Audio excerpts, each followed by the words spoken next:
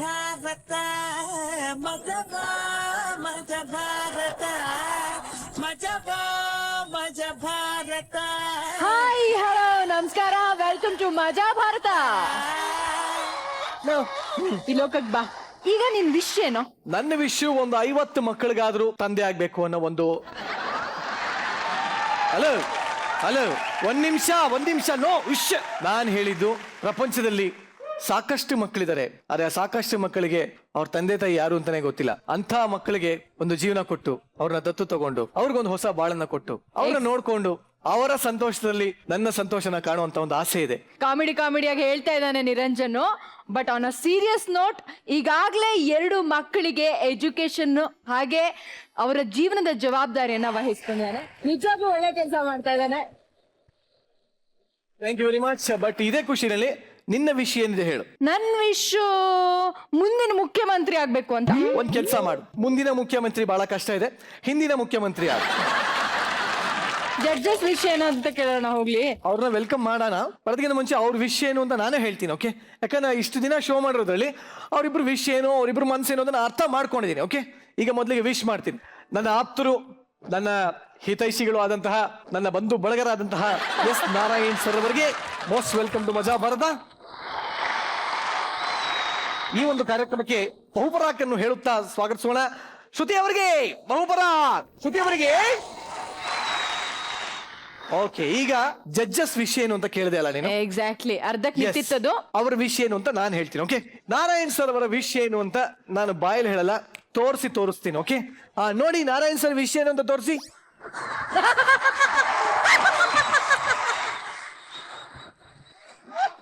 Actually Narayan sir ಬಗ್ಗೆ ನಿಮ್ಗೆ ಯಾರಿಗೂ ಗೊತ್ತಿಲ್ಲ, ನಿಮ್ಗೂ ಯಾರಿಗೂ ಗೊತ್ತಿಲ್ಲ. ಅವ್ರು ಶರ್ಟ್ ಹಾಕೊಂಡ್ರೆ ಬಾಡಿ ಒಂಥರ, ಶರ್ಟ್ ತೆಗೆದ್ರೆ ಬಾಡಿ ಈ ತರ. ಸರ್ ಏನ್ ಸರ್ ಇದ್ರ ಗೊತ್ತು? ಡಂಬಲ್ಸ್ ನುಂಗ್ತೀರಾ ನೀವೇನಾದ್ರು? ಹೇಗೆ ಇಷ್ಟು ಒಳ್ಳೆ ಬಾಡಿ? ಓ ಮೈ ಗಾಡ್. ಅದಕ್ಕೆ ಹುಷಾರಾಗಿರಿ ನನ್ನ ಜೊತೆಲಿ ಅಂತ ಹೇಳಿ. ಬಟ್ ಹೇಗ್ ಸರ್ ಇವೆಲ್ಲ ಹೇಗಾಯ್ತು? ಅವೆಲ್ಲ ತೋರ್ಸೋದು ಅದು. ನಿಜಲು ನಂಬರ್ 101 ಹಿಂದೆ ಇರ್ತಕ್ಕಂತ ಒಂದು ರಹಸ್ಯ ಏನಿದೆ. ಆ ಕಡೆ ಟ್ರೈನರ್ ಮುಖನ ಬ್ಲರ್ ಮಾಡಿದ್ದಾರೆ, ಬಟ್ ಆ ಟ್ರೈನರ್ ನಾನೇ. ಸೊ ಈ ಒಂದು ಟ್ಯಾಲೆಂಟ್ ಯಾರಿಗೂ ಗೊತ್ತಿರಲಿಲ್ಲ. ಹಾಗಾಗಿ ಆ ಒಂದು ಟ್ಯಾಲೆಂಟ್ ಅಂದ್ರೆ ಮಜಾ ಭಾರತ ಸ್ಟೇಜ್ ಹೇಗೆ ಅಂದ್ರೆ ಎಲ್ಲರ ಟ್ಯಾಲೆಂಟ್ ಆಚೆ ಹಾಕ್ತಾ ಇರ್ತೀವಿ ನಾವು. ಇವತ್ತು ಅವ್ರ ಟ್ಯಾಲೆಂಟ್ ಆಚೆ ಹಾಕಿದೀವಿ. ಶೀತಲ್, ನಾರಾಯಣ್ ಸರ್ ಹೊಡೆಯೋಕ್ಕಿಂತ ಮುಂಚೆ ಶ್ರುತಿ ಮೇಡಮ್ ವಿಷಯ ಹೇಳ್ಬಿಟ್ಟು ನೀನೇ ಹೋಗ್ಲಿ. ಇಲ್ಲ ನೀನ್ ಹೇಳು. ಯಾಕಂದ್ರೆ ನೀನು ಸ್ಟೇಜ್ ಮೇಲೆ ಬಂದು ಹೊಡಿತೀನಿ. ಯಾವ್ದಾರ ಒಂದು ಫೋಟೋ ಬಂತು. I will be safe, please. Shruti madam ವಿಷಯ ಏನು ಅಂದ್ರೆ, ಬಾ ನೋಡೋಣ. ತೋರ್ಸಿ.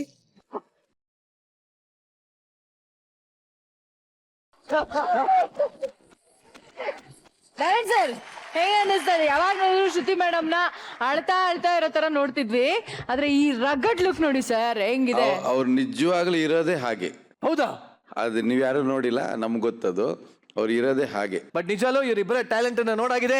ಈಗ ಮತ್ತಷ್ಟು ಟ್ಯಾಲೆಂಟ್ ಗಳನ್ನ ನೋಡುವಂತ ಸಮಯ. ಸೊ ಇವತ್ತಿನ ಎಪಿಸೋಡ್ ನ ಗೆಸ್ಟ್ ಯಾರು ಗೊತ್ತಾ?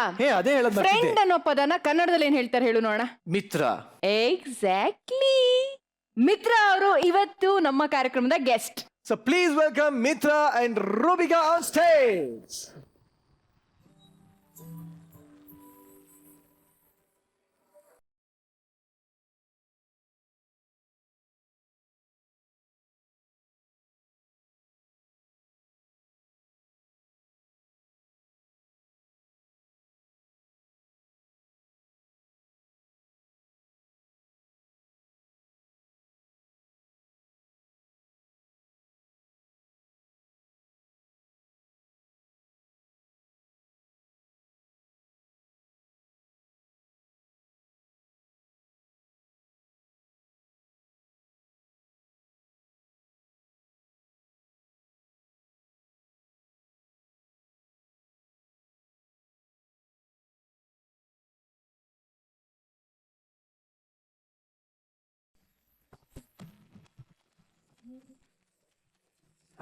ಆಕ್ಚುಲಿ ನಿಮಗೆ ನಾನು ಡಿಫ್ರೆಂಟ್ ಆಗಿ ಹೇಳ್ಬೇಕು ಅಂದ್ರೆ, ವೆಲ್ಕಮ್ ಮಜಾ ಭಾರತಕ್ಕೆ ವೆಲ್ಕಮ್ ಅಂತ ಹೇಳ್ಬೇಕು.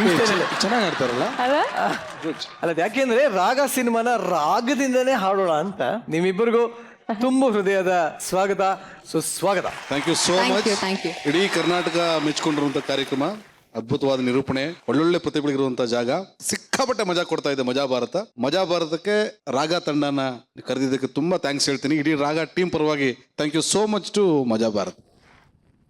ರಾಗ ಅನ್ನೋ ಒಂದು ಯುನೀಕ್ ಹೆಸರಲ್ಲಿ ಸಿನಿಮಾ ತೆಗಿತಾ ಇದ್ದೀರಾ, ಅದರಲ್ಲಿ ಆಕ್ಟ್ ಮಾಡ್ತಾ ಇದ್ದೀರಾ. ಬಟ್ ಯಾಕೆ ರಾಗ? ತಾಳ ಇಡ್ಬೋದಿತ್ತು, ಭಾವ ಇಡ್ಬೋದಿತ್ತು. ಒಂದು ಮೊನೋಟನಸ್ ಆಗಿರುವಂತ ಸಿನಿಮಾಗಳು ಕನ್ನಡದಲ್ಲಿ ಬರ್ತಾ ಇದೆ.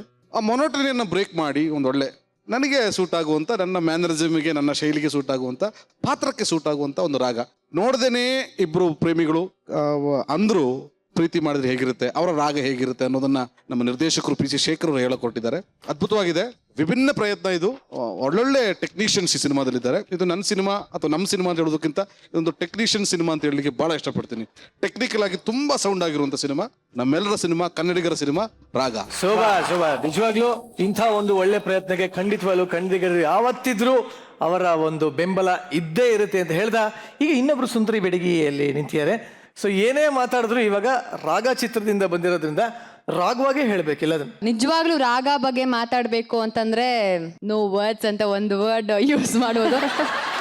ಟ್ರೈಲರ್ ಈಗಾಗಲೇ ಎಷ್ಟು ಸೌಂಡ್ ಮಾಡ್ತಾ ಇದೆ ಅಂದ್ರೆ ಬರೀ ನಮ್ಮ ಕನ್ನಡ ಇಂಡಸ್ಟ್ರಿನೇ ಅಲ್ಲ, ಎಲ್ಲ ಇಂಡಸ್ಟ್ರಿನೂ ಅಪ್ರಿಶಿಯೇಟ್ ಮಾಡ್ತಿದ್ದಾರೆ. ಬಿಕಾಸ್ ಹೊಸತನಕ್ಕೆ ತುಂಬಾನೇ ಒಂದು ಇಂಡಸ್ಟ್ರಿ ಸಜ್ಜಾಗಿದೆ. ಅಂದ್ರೆ ಡೆಫಿನೆಟ್ಲಿ ಈ ತರ ಸಿನಿಮಾನು ಮಾಡ್ಬೋದು, ಈ ತರ ಒಂದು ಡಿಫ್ರೆಂಟ್ ಜಾನರ್ ಸಿನಿಮಾನು ಇಷ್ಟು ನೀಟಾಗಿ ಕ್ಯೂಟ್ ಆಗಿ ಪ್ರೆಸೆಂಟ್ ಮಾಡ್ಬೋದು ಅಂತ ತೋರಿಸ್ಕೊಟ್ಟಂತ ಒಂದು ಬ್ಯೂಟಿಫುಲ್ ಟೀಮ್ ದಟ್ ಇಸ್ ರಾಗ ಅಂತ ಮನಸ್ಫೂರ್ತಿಯಿಂದ ಹೇಳ್ಕೊಳಕ್ಕೆ ಖುಷಿ ಆಗತ್ತೆ. ರೂಪಿಕಾ ಸೀರಿಯಸ್ಲಿ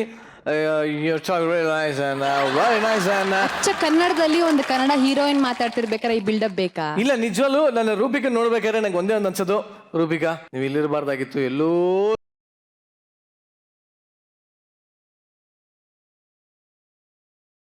ಒಂದ್ ಕಡೆ ಕರ್ಕೊಂಡು ಹೋಗ್ತೀನಿ. ಮಿತ್ರ ಅವ್ರನ್ನ ನೀನ್ ಕರ್ಕೊಂಬಮ್ಮ.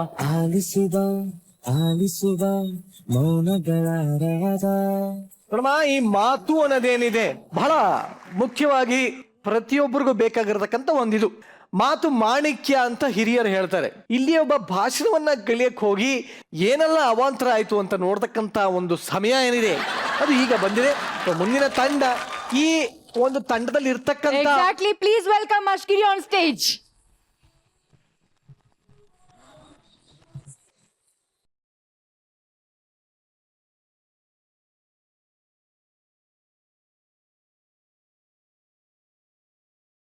ಕೃಷ್ಣ ನಿಲ್ಲು, ಎಲ್ಲಿ ನೋಡುತ್ತೀಯಾ? ಯಾಕೆ? ಲೋ ಕೃಷ್ಣ, ದೊಡ್ಡ ಸಮಸ್ಯೆ ಆಗಿದೆ ಕಣೋ. ಏನಾಯ್ತಕ್ಕ? ನಾಳೆ ಬೆಳಿಗ್ಗೆ ಏನ್ ಮಾಡೋದಂತ ಗೊತ್ತಾಗ್ತಾ ಇಲ್ಲ ಕಣೋ. ಅದು ದೊಡ್ಡ ಸಮಸ್ಯೆನಾ? ಈಗ ಉದ್ದಿನ ಬೆಳೆ ಇದೆಯಾ? ಯಾಕೆ? ದೋಸೆ ಇಲ್ಲದ್ರೆ ಇಡ್ಲಿ ಮಾಡಿದ್ರೆ ಆಯ್ತು. ಏಯ್, ನಾಳೆ ಬೆಳಿಗ್ಗೆ ತಿಂಡಿಗಲ್ವಾ? ಇದು ತಿಂಡಿ ವಿಷಯ ಅಲ್ಲ. ಮತ್ತೆ ನಿಮ್ಗೆ ವಿಷಯ ಗೊತ್ತಿಲ್ವಾ? ಏನಾಯ್ತಕ್ಕ? ನಾಳೆ ನಮ್ದು ಮಹಿಳಾ ಮಂಡಳಿಯ ಕಟ್ಟಡ ಇದೆಯಲ್ಲ, ಅದ್ರ ಉದ್ಘಾಟನೆ ಕಣೋ. ಮಹಿಳಾ ಸಂಘದ ಅಧ್ಯಕ್ಷ ಯಾರು ಹೇಳು? ಯಾರು? ನಾನು. ಬಿಡು. ಯಾಕೆ?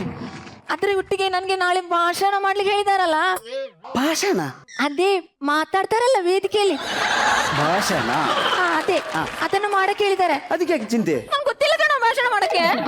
ಈಗ ನೋಡಿ, ಯಾರು ಭಾಷಣ ಗೊತ್ತಿದ್ದು ಮಾಡೋದಲ್ಲ, ಒಂದ ಕಲ್ತು ಮಾಡೋದು. ಇಲ್ಲ ಯಾರಾದ್ರೂ ಬರ್ತು ಕೊಟ್ಟದನ್ನ ಹೇಳುದಲ್ಲಿ ಅಷ್ಟೇ. ಹೌದಾ? ಮತ್ತೇನ್ ದೊಡ್ಡ ದೊಡ್ಡ ಮುಖ್ಯಮಂತ್ರಿ, ಈಗ ಮಂತ್ರಿಗಳಿದ್ದಾರಲ್ಲ, ಸಚಿವರೆಲ್ಲ, ಅವ್ರ ಪ್ರಮಾಣ ವಚನ ಸ್ವೀಕಾರ ಮಾಡೋದು ಹೇಗೆ? ಹೇಗೆ? ಯಾರೋ ಬರೆದು ಕೊಟ್ಟದನ್ನು ಓದೋದು ಅವರು. ಅವ್ರಿಗೆ ಯಾರೋ ಬರೆದು ಕೊಡ್ತಾರೆ, ನನ್ಗೆ ಯಾರು ಬರೆದು ಕೊಡ್ತಾರೆ?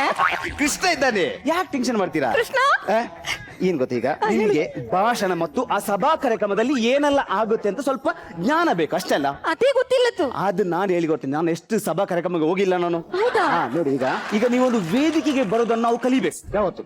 ಕಲಿಬೇಕು. ಹೇಗಂದ್ರೆ ಕಲಿಸ್ಕೊಡ್ತೀನಿ. ಈಗ ಇದು ವೇದಿಕೆ ನಮ್ದು. ನೀವು ಅಲ್ಲಿ ಹೋಗಿ, ನೀವು ವೇದಿಕೆ ಕಾಣುದಿಲ್ಲ. ಈಗ ಎಲ್ಲ ಅತಿಥಿಗಳನ್ನು ಕರೆದಾಯ್ತು. ಈಗ ಮುಖ್ಯ ಅಧ್ಯಕ್ಷರನ್ನು ಕರೆಯುವಂತ ಕಾರ್ಯಕ್ರಮ. ಈಗ ಸ್ವಾಗತ ಮಾಡುವ ಇಲ್ಲಿ ಸೈಡ್ ಅಲ್ಲಿ ನಿಂತು ಕರೀತಾ ಇದ್ದಾನೆ. ನೀವು ಅಲ್ಲಿ ಬಂದು ಕೂತ್ಕೊಂಡ್ರೆ ಆಯ್ತು. ಇಲ್ಲಿ ಬಂದು ಕೂತ್ಕೊಂಡ್ರೆ ಓಕೆ. ಇವತ್ತಿನ ಮಹಿಳಾ ಸಂಘ ಉದ್ಘಾಟನೆಗೆ ನಮ್ಮ ಮುಖ್ಯ ಅಧ್ಯಕ್ಷರಾದಂತ ಲಲಿತಕ್ಕರವರು ವೇದಿಕೆಯನ್ನು ಅಲಂಕರಿಸಬೇಕು. ಏನಕ್ಕ ಇಲ್ಲೇನು ಮ್ಯೂಸಿಕ್ ಚೇರ್ ಕಾಂಪಿಟೇಷನ್ ನಡೀತಿದ್ಯಾ? ಮ್ಯೂಸಿಕ್ ನಿಂತ ತಕ್ಷಣ ಬಂದು ಕೂತ್ಕೊಳ್ಳಿಕ್ಕೆ ತಕ್ಷಣ ಬರ್ಬೇಕು ಅಂದಿದ್ದು. ಅಕ್ಕ, ಅಧ್ಯಕ್ಷರಂದ್ರೆ ಸ್ವಲ್ಪ ಸ್ಟೈಲು ವಾಕ್ ಎಲ್ಲ ಬೇಕಲ್ಲಿ. ಹೇಗೆ ಗೊತ್ತಾ? ಕ್ಯಾಟ್ ವಾಕ್ ಅಲ್ಲಿ ಬರ್ಬೇಕು. ಓ, ಕ್ಯಾಟ್ ವಾಕ್ ಗೊತ್ತಿಲ್ಲ? ಬೆಕ್ಕಿನ ನಡಿಗೆ. ಬೆಕ್ಕು ಬೆಕ್ಕು. ಹೋಗಿ ನಿಲ್ಲಿ, ಆ ತರ ಬರ್ಬೇಕು. Okay okay. ಅದೇ ಸೇಮ್ ಅವನು ಕರೀತಾನೆ. ಇವತ್ತಿನ ಅಧ್ಯಕ್ಷರಾದಂತ ಲಲಿತಕರವರು ವೇದಿಕೆಯನ್ನು ಅಲಂಕರಿಸಬೇಕು.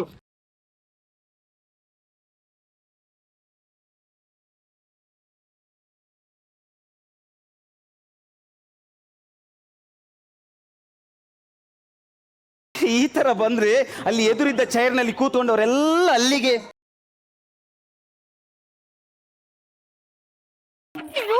ನಿಮ್ಗೆ ಅರ್ಥ ಆಗಿಲ್ಲ ಏನು? ಈಗ ಅಧ್ಯಕ್ಷರಂದ್ರೆ ಅದು ದೊಡ್ಡೊಂದು ಒಂದು ಪೋಸ್ಟ್ ಅಲ್ಲ, ಅದು ಅದಕ್ಕೆ ಒಂದು ಅಬ್ಬರ ಬೇಕು.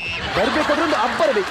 ಹೇಗ್ ಗೊತ್ತಾ, ಈಗ ಪೌರಾಣಿಕ ನಾಟಕದಲ್ಲಿ ರಾವಣನ ಪಾತ್ರ ಹೇಗೆ ಬರುತ್ತೆ ಅಬ್ಬರದಲ್ಲಿ, ಆ ತರ ಅಲ್ಲ, ಸ್ವಲ್ಪ ಸೌಂಡ್ ಇರ್ಬೇಕು ಅಷ್ಟೇ.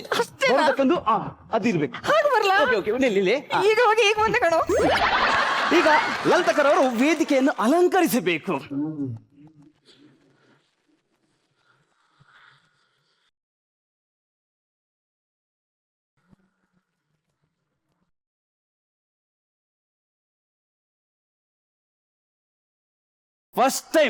ಫಸ್ಟ್ ಟೈಮ್ ನಾನು ನೋಡಿದ್ದು. ಫಸ್ಟ್ ಟೈಮ್ ನೋಡಿ. ಅಷ್ಟು ಚೆನ್ನಾಗಿತ್ತೇನೋ? ಚೆನ್ನಾಗಿತ್ತಲ್ಲ, 2.5 ಫೀಟಿನ ರಾವಣ.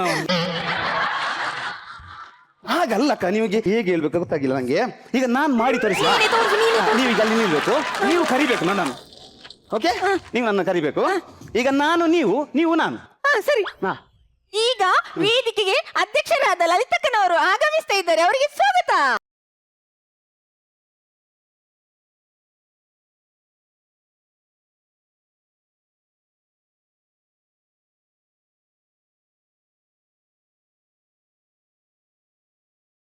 ಎಲ್ಲಿಂದ ಬಿದ್ದಿದ್ದಕ್ಕ?